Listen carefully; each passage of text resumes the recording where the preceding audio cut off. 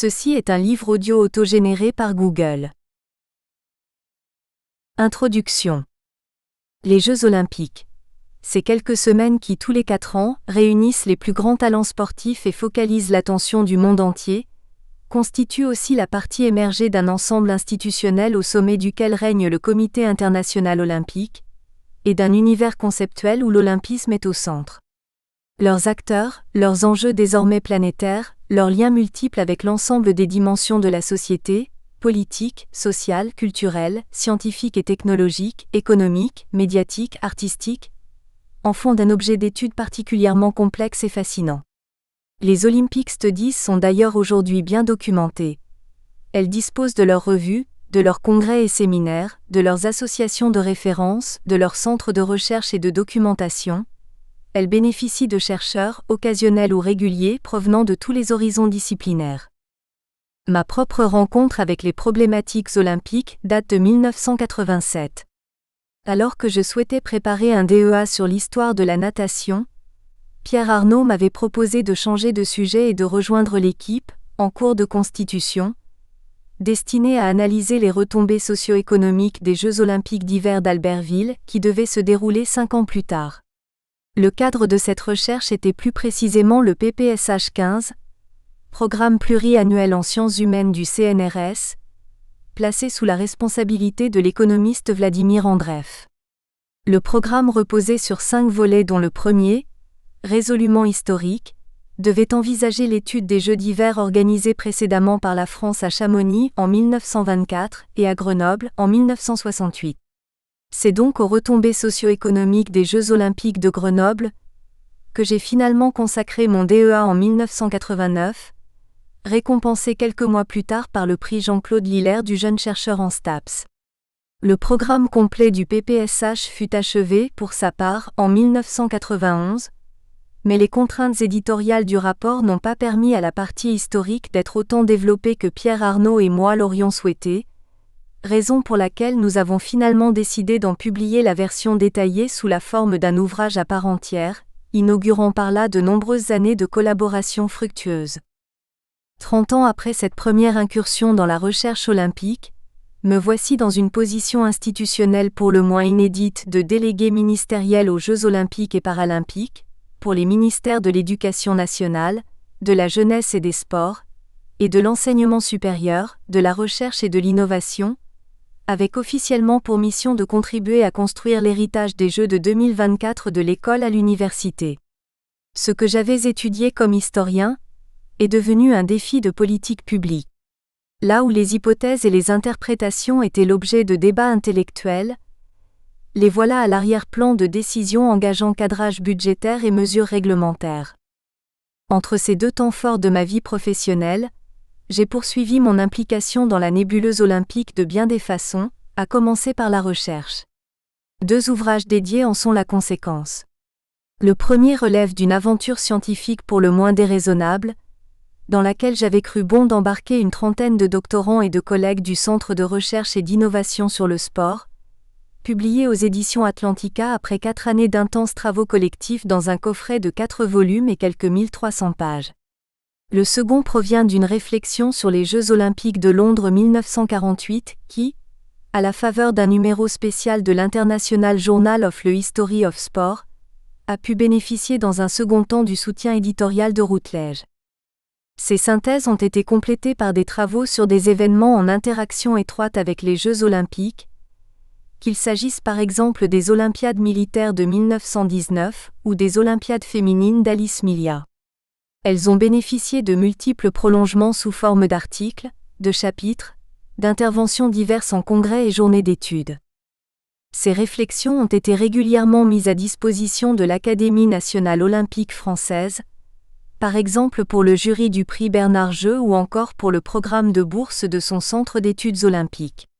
Elles m'ont amené à travailler à plusieurs reprises au sein du comité de sélection du Centre d'études olympiques, Musée olympique, de Lausanne, à intervenir pendant plusieurs périodes estivales à Olympie, dans le cadre du programme de formation doctorale de l'Académie internationale olympique, ou encore à co-initier et animer un master en Olympic Studies avec les universités de Cologne, Lausanne, Loughborough, Barcelone et Lyon.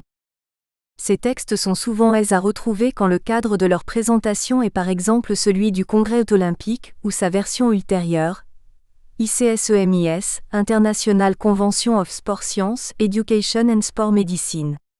Ils sont cependant aussi parfois beaucoup plus confidentiels. Certains n'ont donné lieu qu'à publication en anglais, souvent dans des versions écourtées au regard des normes éditoriales des revues, d'autres ont fait l'objet de communications orales sans être publiées. Il m'a donc semblé justifié de tenter de les rassembler, au moins pour partie, dans un ensemble plus cohérent, nonobstant les 3 décennies qui séparent l'écriture de certains d'entre eux. Autant l'énoncer clairement, ce projet est bien plus autobiographique qu'historiographique. Si le cheminement auquel le lecteur est convié est thématique, il ne s'agit en aucune manière de réaliser une nouvelle histoire des Jeux olympiques ou de l'olympisme, mais plutôt de mettre à disposition une petite partie de la centaine de textes que j'ai pu commettre sur ces sujets et qui ont scandé ma carrière d'universitaire puis de haut fonctionnaire. Les exemples réunis ici n'ont donc pas vocation à couvrir de manière exhaustive un aspect particulier des Jeux, ou même une période donnée. Ils sont, au mieux, un témoignage de l'évolution de la pensée de l'auteur sur un même objet. En ce sens, j'ai tenu à ce que cette collection soit une balade, où la sélection toute personnelle des textes ne s'affranchit ni des allers-retours, ni d'éventuelles redondances du paysage, et où la flânerie autorise pause et contemplation. Après des balades politiques, économiques et médiatiques, le lecteur est invité ici à emprunter les chemins plus sportifs de l'olympisme. Les études de cas de la première partie s'attachent à l'interprétation de la victoire de champion, Ahmed Bouguera El Wafi dans le contexte de la France coloniale de l'entre-deux-guerres et Shi Cheng dans le contexte de Taïwan luttant pour sa reconnaissance internationale dans l'ombre de la République populaire de Chine dans les années 60 à 70. La seconde partie porte sur la trajectoire olympique de quelques pratiques sportives. Sports aquatiques aux Jeux de Paris en 1924, ski de fond aux Jeux de Grenoble en 1968 et mountain bike aux Jeux d'Atlanta en 1996. Enfin, une troisième partie revient sur le cas particulier des sports situés aux limites du programme olympique, qu'il s'agisse des sports de démonstration aux Jeux de Paris en 1924 ou du programme additionnel 100 ans plus tard. Ajoutons que cette balade n'aurait évidemment pas pu voir le jour sans la compréhension bienveillante des éditeurs ayant précédemment publié certains des textes qui suivent, et sans le sympathique accord des co-auteurs parfois concernés. Qu'ils soient tous profondément remerciés de leur soutien. Première partie, champion olympique. Gérer les contradictions coloniales, la réception française de la victoire olympique d'El Wafi en 1928. En comparaison de la large diffusion américaine des exploits d'Ahmed Bouguera El Wafi, le champion algérien de marathon a été étonnamment négligé dans la presse française malgré ses liens évidents avec la France coloniale. Si les perceptions françaises du vainqueur du marathon olympique de 1928 ne sont pas totalement exemptes de contradictions, elles révèlent surtout l'état des relations entre la mère patrie et ses colonies nord-africaines. El Wafi naît à Ould Djeleb, un petit village à côté de Bistra dans la colonie française algérienne, où il passe ses premières années dans le contexte d'un pays dominé. Avant la Première Guerre mondiale, il brille dans des courses locales où il gagne le surnom de l'Ouassi, le berbère volant. Comme beaucoup de jeunes Algériens, il est enrôlé dans le 25e régiment de fantassins de l'armée française pendant la guerre. Les circonstances font que cette intégration militaire n'arrive que durant les tout derniers mois de 1918. Cependant, El Wafi n'a alors ni occupation ni famille qui l'attend en Algérie et il a probablement déjà développé ce désir de France, qui constituera plus tard un arrière-plan socio-économique et culturel important dans la décision de nombreux sportifs algériens d'émigrer en France.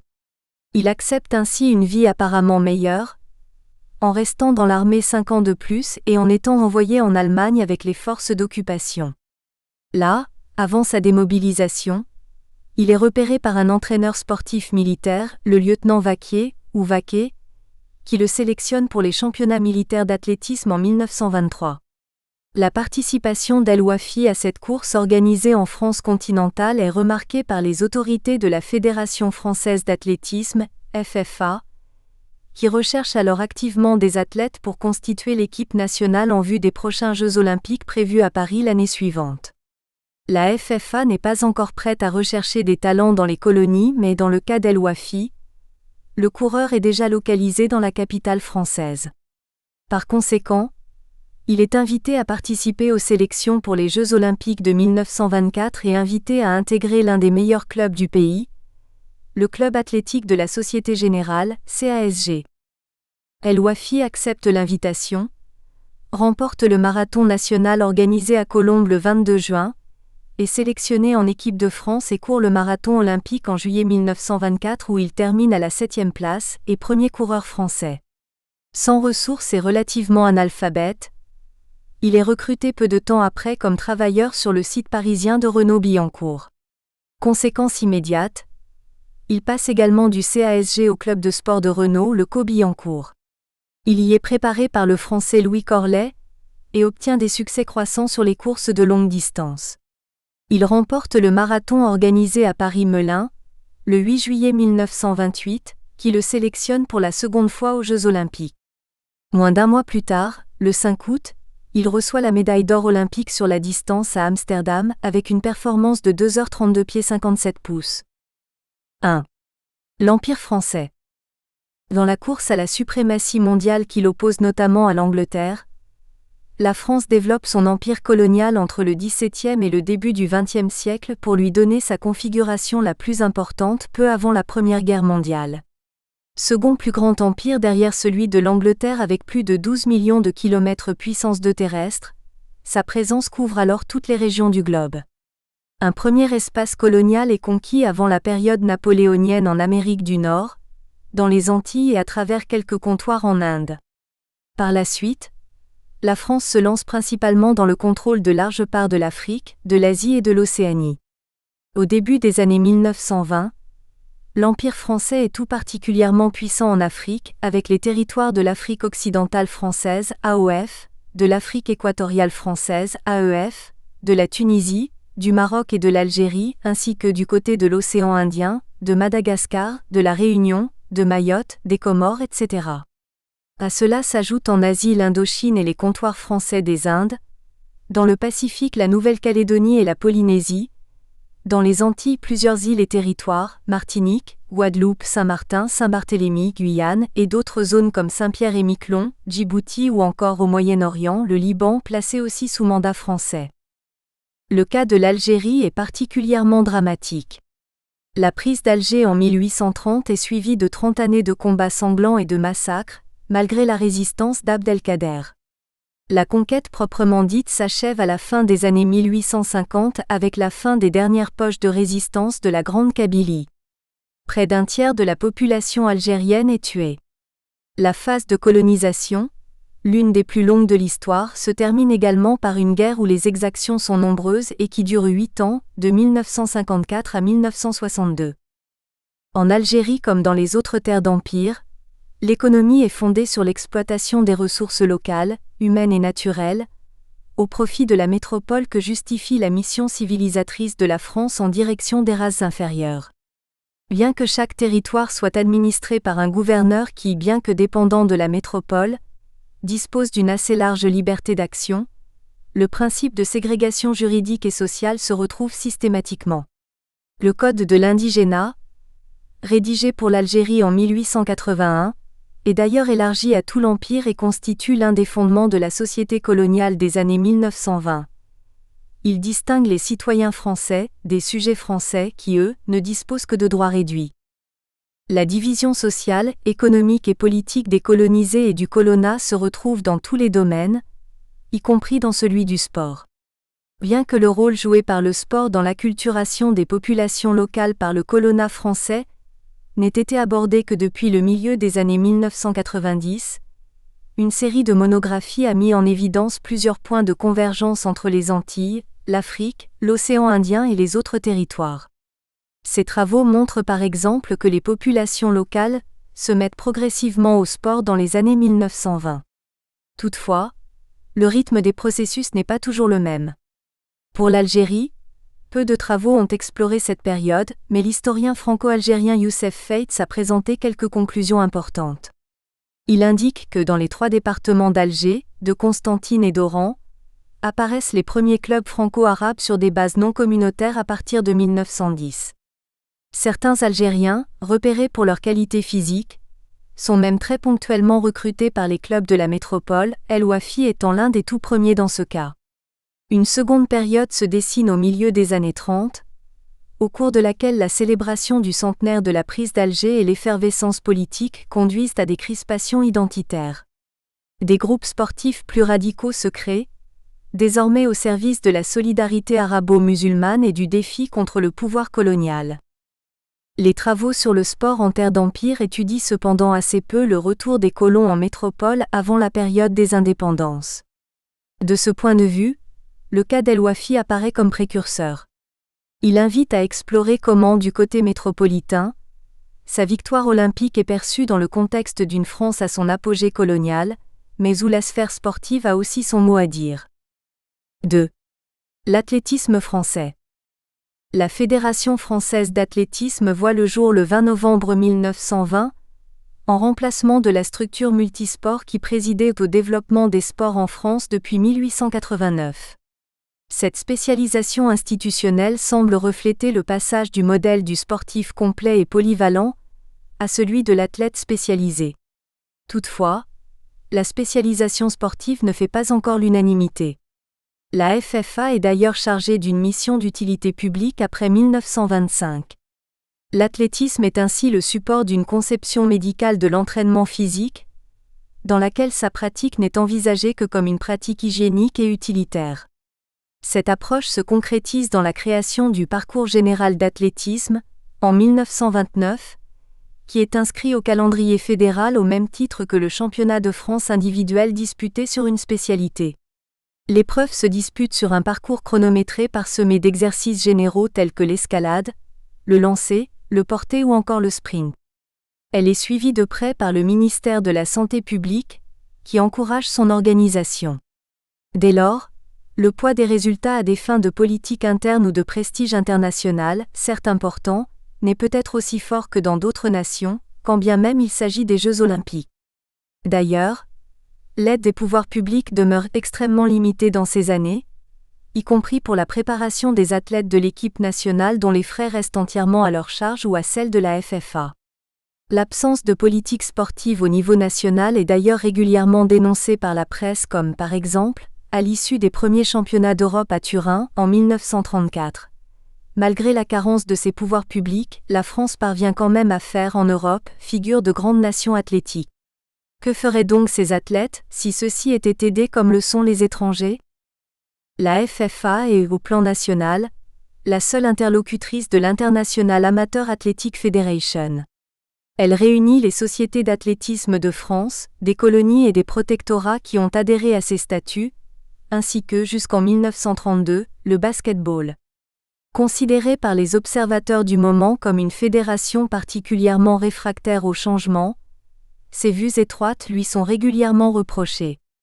Elle demeure notamment extrêmement fidèle aux grands principes de l'amateurisme coubertinien, n'hésitant pas à radier ceux qui semblent déroger aux règles. El Wafi est l'une des victimes de cette intransigeance.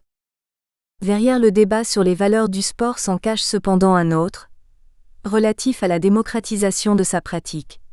Comment des ouvriers, des employés travaillant plus de 40 heures par semaine peuvent-ils prétendre à une pratique de haut niveau sans aménagement de leur statut ? Comment rejoindre les athlètes américains au firmament des palmarès sans adaptation des normes ? À propos des Jeux olympiques de Paris, le docteur Bélin Ducoteau n'hésite pas à conclure à un impossible amateurisme et un journaliste de l'Écho des sports soutient « Il n'est pas possible d'être un athlète de haut niveau sans vivre carrément de sa spécialisation ». Bien que reposant sur une trentaine de ligues régionales, Paris centralise en réalité les principaux clubs dans l'entre-deux-guerres.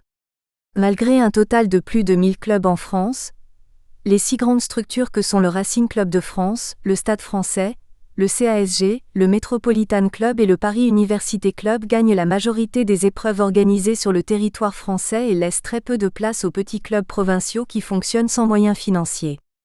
C'est dans l'un d'eux qu'El Wafi se prépare pour les Jeux olympiques d'Amsterdam. Dans la capitale et sa banlieue se concentre aussi l'essentiel des terrains de sport et des 4 ou 5 bonnes pistes du pays dans les années 1920. Le réseau de stades municipaux, ne se développe en effet véritablement que dans les années 1930. Au milieu des années 1920, la FFA s'interroge sur la nécessité d'élargir le recrutement de l'élite au-delà des cercles parisiens pour constituer la meilleure équipe possible. Le regard des dirigeants fédéraux se porte lentement vers la province, mais pas encore vers les territoires colonisés. El Wafi, rapproché de la métropole par la Grande Guerre, est la première exception. Ainsi, pour la préparation des Jeux olympiques de 1924, des centres provinciaux d'entraînement sont déjà mis en place aux côtés d'un centre parisien, au Stade olympique, et de l'école militaire de Joinville. 3. Perception française. À première vue, il semble que la victoire d'El Wafi soit particulièrement bien perçue dans la presse française, avec des commentaires plutôt positifs et favorables. L'un des principaux journaux sportifs, le Miroir des Sports, en fait par exemple sa une avec une photo d'El Wafi. Louis Martens, dans l'auto, s'exclame avec enthousiasme « Quelle joie dans le camp français qui attend au stade !» Une joie encore plus grande puisque, mal informés sans doute des vicissitudes de la course, les spectateurs pensaient voir un Américain, un Finlandais ou un Japonais parcourir la piste du stade en vainqueur. Et le vainqueur fut notre brave petit gars, si confiant dans ses capacités, si vaillant dans le combat, si beau et si parfait tacticien. Je me souviendrai longtemps de la grande victoire d'El Wafi. Le même style apparaît dans le long article que Maurice Pfefferkorn livre dans l'Écho des Sports, où le coureur est décrit avec des commentaires élogieux et dithyrambiques.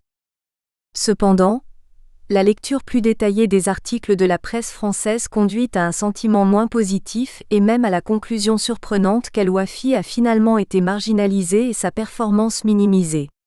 La première alerte est quantitative, non seulement si l'on compare les très rares articles sur El Wafi en France avec le nombre élevé de références dans la presse américaine, mais aussi si l'on se réfère à un autre athlète français de l'époque comme Jules Ladoumègue.